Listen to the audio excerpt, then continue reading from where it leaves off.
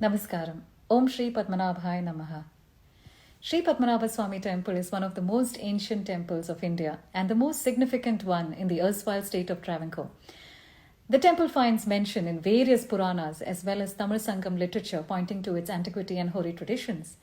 A vast amount of land was endowed to the temple by the traditional trustees as well as the Venachera dynasty to ensure smooth conduct of the Nitya Nidanam, the Masa Vishesham and the Ata Vishesham, daily, monthly and annual rituals and festivals in the temple without any obstruction. As per religious belief, any sort of non-performance or reduction of this affects the Chaitanyam of the deity. The temple used to earn handsome revenue from these Sri Pandaravaka properties, which helped in meeting the expenses without any need of support from general public devotees. During the formation of the state of Kerala in 1956, the temple owned around 12,630 acres of land in the southern part of Kerala.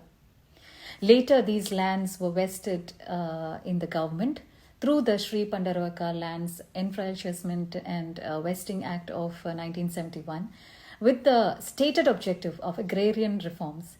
But the lands belonged to the temple, which is a Hindu religious institution. And as such, the government owes proper annual compensation for the public institution to survive. This liability of the government was acknowledged when the annuity of Indian rupees 58,500 was fixed as yearly compensation for rent. And this rent which we had lost or the temple had lost in 1971. But this amount was never revised since then. In fact, an RTI reply dated 19 October 2017 from the Revenue Department of Kerala government stated that the Kerala government had not paid even that 58,500 rupees since the year 2015 and 16. And now with COVID crisis, various news reports have been published in the last few months. And it states that the temple is not in a position to meet even the Nitya Nidanam expenses and had to impose salary cuts on its employees since the donations from public also have drastically fallen. The temple was never meant to depend on public donation. It was endowed with enough properties to survive and thrive on its own. It is due to the lapse from the state of Kerala that the temple is facing such adverse crisis now.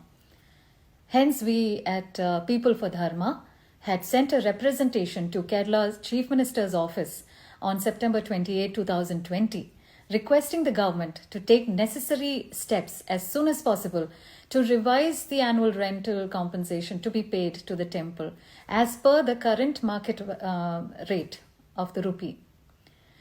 A nominal rent of Indian rupees 25,000 per acre per annum can be set as the revised rental compensation for Sri Pandaravaka lands, which shall amount to around 31 crores per annum.